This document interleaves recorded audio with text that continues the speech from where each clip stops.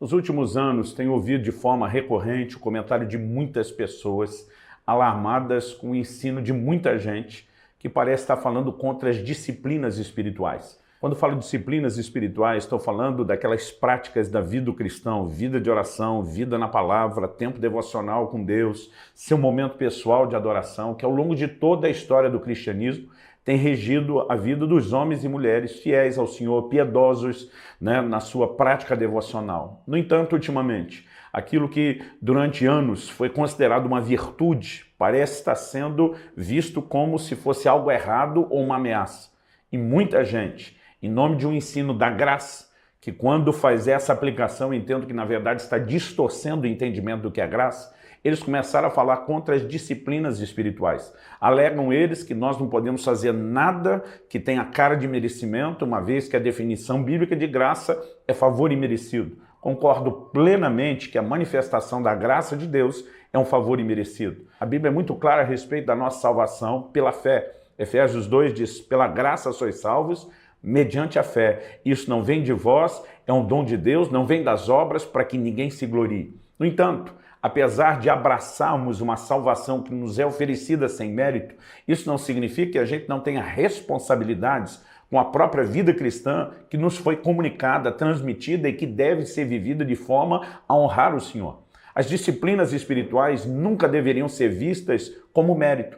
Um dia uma pessoa me criticou e falou para mim, eu não entendo a sua dedicação, parece que você está querendo merecer alguma coisa. Eu olhei para essa pessoa e falei, você está maluco? Se a graça é um favor imerecido, você acha que seria condizente com o entendimento do que é a graça, eu simplesmente achar que qualquer coisa que eu faça me fará merecedor de alguma coisa? Essa pessoa olhou para mim e falou, mas se você então não vai se tornar merecedor de nada, por que essa dedicação? E eu olhei para ele e falei, porque o meu Senhor, que me salvou pela graça, ele merece o melhor de mim. São coisas completamente diferentes. Porque não há nada que eu faço que me torne merecedor. Isso não significa que Jesus não seja merecedor do meu melhor, da minha dedicação. Quando eu olho para as Escrituras, eu percebo claramente a preocupação do próprio Jesus de que as disciplinas espirituais fossem parte da nossa própria vida. Jesus nos ensinou a respeito da oração, Jesus nos ensinou a respeito do jejum, Jesus nos ensinou que nem só de pão viverá o homem, mas de toda a palavra que sai da boca de Deus. Ou seja, o próprio Senhor mostrou que essas práticas, relacionamento com a palavra como alimento espiritual, uma vida de oração diária, Jesus nos ensinou não uma reza, mas um modelo de oração na oração do Pai Nosso, que nós apelidamos de oração do Pai Nosso, diga-se de passagem, não é a forma como a Bíblia se refere a ela, mas é um modelo de oração diário, porque ele nos ensinou a dizer, o pão nosso de cada dia nos dê hoje. E amanhã você ora outra vez, depois de amanhã você ora outra vez. Nesse modelo de oração, obviamente Jesus mostrou que esperava que nós tivéssemos um tempo de oração com Deus todos os dias. Precisamos entender que assim como precisamos da palavra de Deus, o alimento para o nosso espírito, da mesma forma como precisamos do alimento para o corpo, que é diário. Jesus também nos ensina uma vida de oração que é diária. Jesus também ensinou a respeito do jejum. Outro dia uma pessoa olhou para mim e falou, me dê um bom motivo para jejuar, uma vez que nós estamos no tempo da graça. Eu olhei para ele e falei, Jesus jejuou.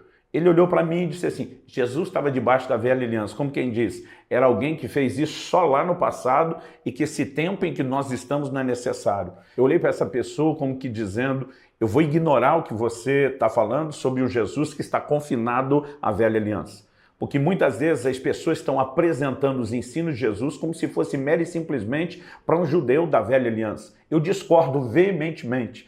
O Senhor Jesus diz, ide fazer discípulos das nações, gentios. Batizem eles em nome do Pai, do Filho e do Espírito Santo. Batize quem? Os gentios. Ensine eles quem? Os gentios, a guardarem tudo quanto eu vos tenho ordenado. Inclusive, Jesus diz, quando jejuarem, vocês vão fazer dessa e dessa forma. Ele estava orientando quem? Os judeus? De forma alguma. O tempo todo você vê Jesus falando aos judeus da velha aliança. Ouviste o que foi dito aos antigos? Ele cita a lei de Moisés. Mas o tempo todo ele diz, eu porém vos digo. Ele dá um claro upgrade, uma atualização.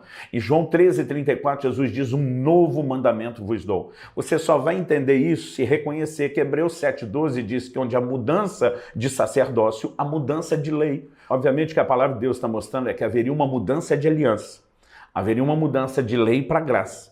E nessa mudança haveria uma mudança de sacerdócio. O sacerdócio levítico do Velho Testamento seria substituído pelo sacerdócio de Cristo.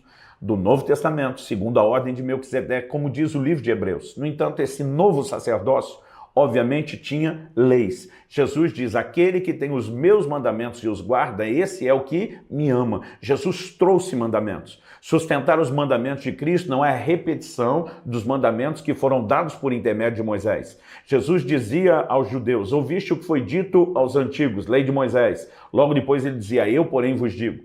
Ele dizia, ouviste o que foi dito aos antigos, amarás o teu próximo e odiarás o teu inimigo. Jesus diz, eu porém vos digo, vocês vão amar os seus inimigos, vão orar por aqueles que vos perseguem. Jesus nunca veio ensinar o judeu do Velho Testamento a ser um bom judeu, obedecendo apenas a lei que lhe foi dada. Ele veio trazer mandamentos claros que deveriam ser obedecidos depois, inclusive o jejum.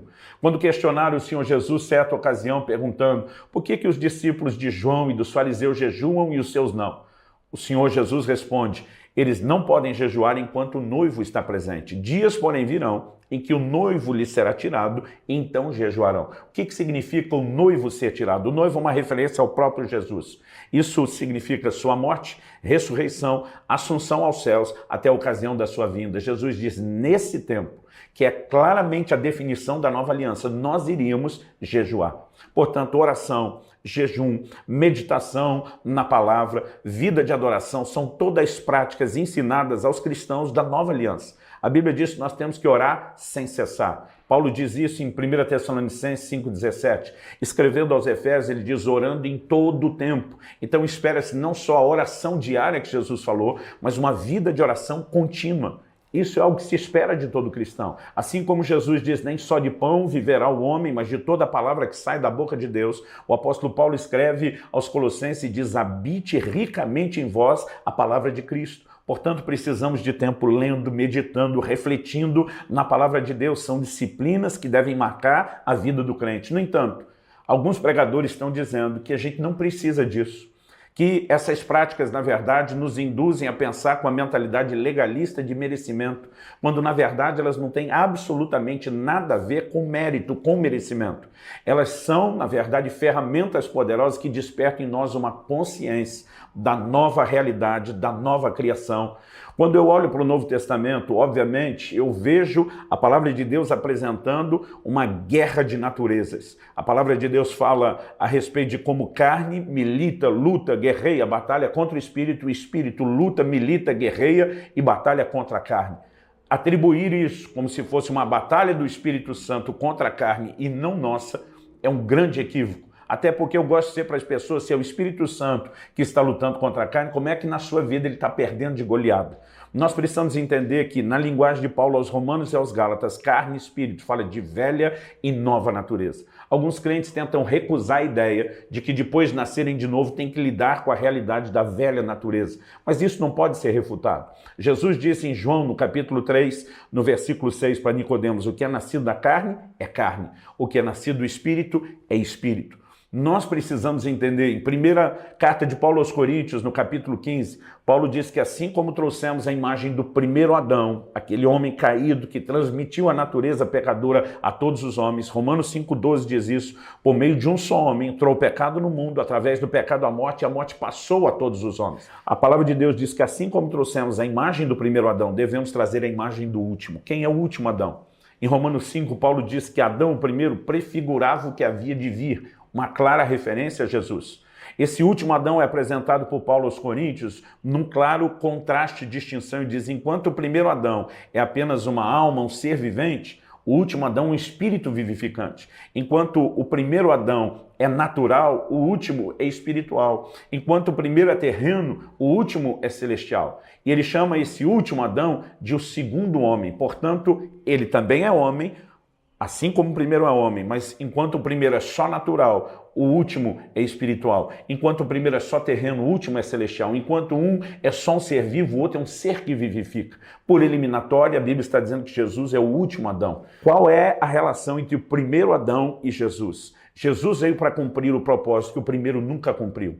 Ao ser levantado, criado por Deus como um cabeça de raça, criado à imagem e semelhança de Deus, ele deveria reproduzir a imagem de Deus para o resto da humanidade. Quando pecou, ele deformou o molde. Homens e mulheres foram multiplicados segundo a sua natureza pecaminosa e não segundo o sonho e o padrão de Deus. Jesus não veio só perdoar pecados cometidos ou a herança do pecado de Adão transferida a nós. Ele não veio apenas nos livrar da condenação, ele veio para cumprir o propósito que não havia sido cumprido.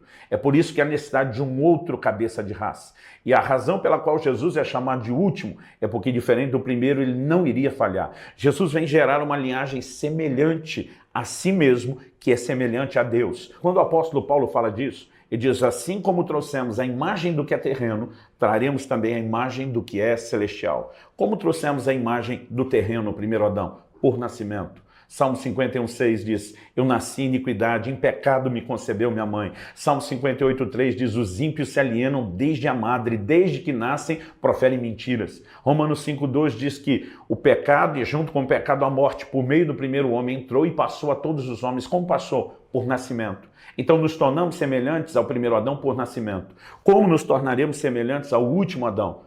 Por nascimento. É aí que você vai entender Jesus dizendo a Nicodemos, se alguém não nascer de novo, não pode entrar no reino de Deus. Mas enquanto Nicodemos está achando que nascer de novo é uma repetição do nascimento inicial já experimentado, Jesus deixa claro que não. E diz, o que é nascido da carne é carne, o que é nascido do Espírito é Espírito. Em outras palavras, como nos tornamos semelhantes ao primeiro Adão? Pelo nascimento segundo a carne.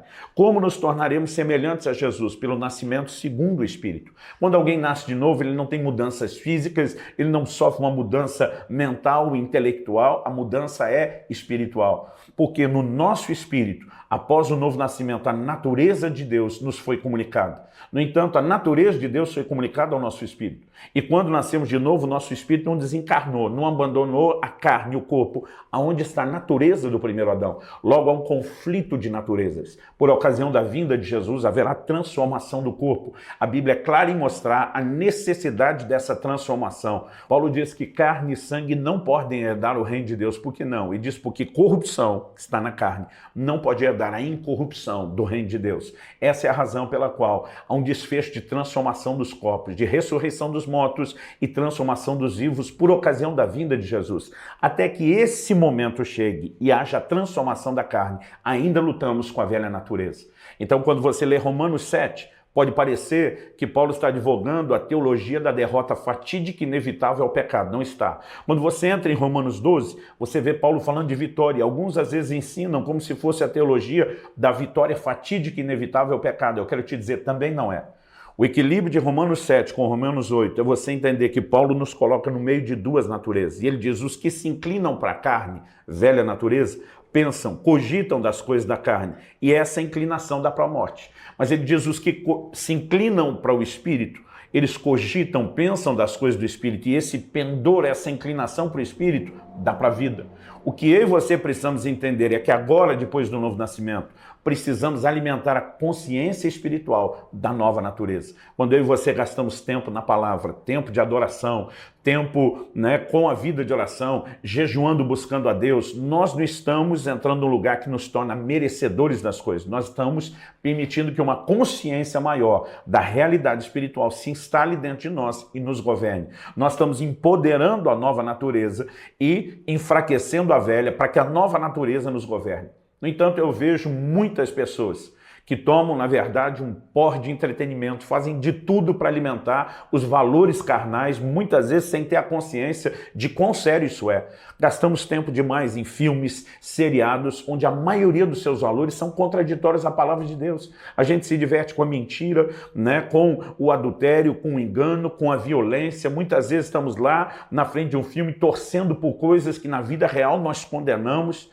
E não estou dizendo que você, como cristão, não possa ter esse tipo de diversão. A questão que a gente tem que fazer é o balanço. Quanto tempo gastamos alimentando esses valores da carne e quanto tempo gastamos diante de Deus alimentando os valores espirituais? Paulo diz em Colossenses 3, se ressuscitaste com Cristo, buscai as coisas que são do alto, pensai nas coisas que são do alto. As disciplinas espirituais vão ajustar o nosso foco no lugar correto e vão alimentar a nova natureza. Agora, eu fico assustado quando vejo pessoas, em nome da graça, condenando as práticas espirituais, como se quem ora, lê a palavra de Deus, jejua, fosse um bando de legalista e que o certo, então, é você tomar um porre dos valores carnais. Agora, as coisas espirituais se tornaram erradas. Isso não é apenas contraditório. Na minha opinião, isso é maligno, isso é satânico, isso é uma estratégia para tentar impedir a igreja de entrar naquele lugar que, desde o início, Deus nos orientou que entrássemos, e não tem nada a ver com merecimento, tem a ver com consciência. Anos atrás, Deus me pediu que fizesse algo que até então nunca tinha feito. Entendo que isso é uma orientação pessoal e o que ele pediu de mim não significa que ninguém tenha a responsabilidade de fazer. Mas o Espírito Santo me dirigiu a um período de 40 dias de jejum na água, direto. E eu costumo dizer, as pessoas estavam próximas, acompanharam isso, perguntam, pastor, como foi o jejum? Qual o impacto disso na sua vida? Eu sei que a maioria estava perguntando sobre uma experiência impactante do mundo espiritual, unção. Eu dizia para as pessoas, esse jejum mudou minha vida. Quando falo a respeito desse jejum, uma das coisas que testemunho é que ele me gerou uma crise. Qual a crise? Tem um temperamento colérico, desse que tem uma inclinação maior talvez do que os outros para a irritação, para se perder a paciência. É algo que ao longo do tempo, ainda que vivendo para dominar isso, muitas vezes eu joguei a culpa no temperamento, mas durante os 40 dias de jejum, onde não só não estava comendo, mas me intensifiquei em Deus, nas disciplinas espirituais, da oração, da leitura da palavra, da devoção, onde deixei de lado entretenimentos. Algo que me chocou durante esse tempo é que foram 40 dias de uma mansidão que nunca antes eu tinha experimentado. Pastor, qual o motivo da crise? Alguém me perguntou. Não foi uma coisa boa? Eu digo sim, mas acabou jogando fora a minha desculpa quando eu acusava o temperamento. O que nós precisamos perceber é que as disciplinas espirituais nos fazem mais conscientes da nova realidade, da nova criação, nos ajudam a mortificar a carne. Paulo diz em Colossenses 3,5, fazei morrer a vossa natureza terrena.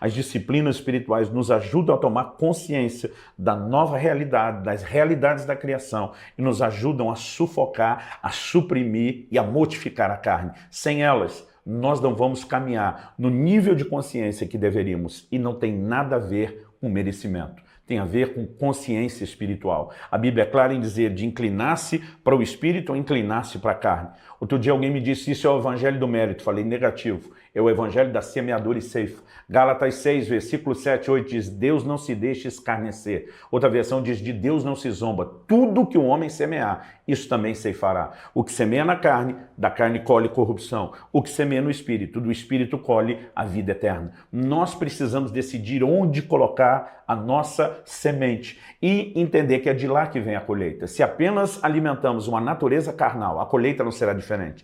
Mas se alimentamos a natureza espiritual, a nova natureza, a colheita também será poderosa. Então que Deus nos ajude a entender, a praticar essas disciplinas, não confundindo elas com mérito e nem deixando que quem não entende o que é mérito ou graça nos impeça de obedecer aquilo que Nosso Senhor, os apóstolos, as Escrituras claramente orientaram que nós deveríamos fazer. Encerro com um pensamento de Dallas Willard que diz, graça é ausência de mérito, não de esforço. Na vida cristã, nenhuma dedicação nos fará merecedores. No entanto, o que se espera de nós é dedicação. Que o Senhor nos ajude a viver nesse lugar e que não sejamos influenciados por conceitos que distorcem a orientação da palavra de Deus, em vez de esclarecê-la ou de nos ajudá-la. Que o Senhor abençoe seu coração e que você experimente graça, inclusive para praticar intensamente as disciplinas espirituais.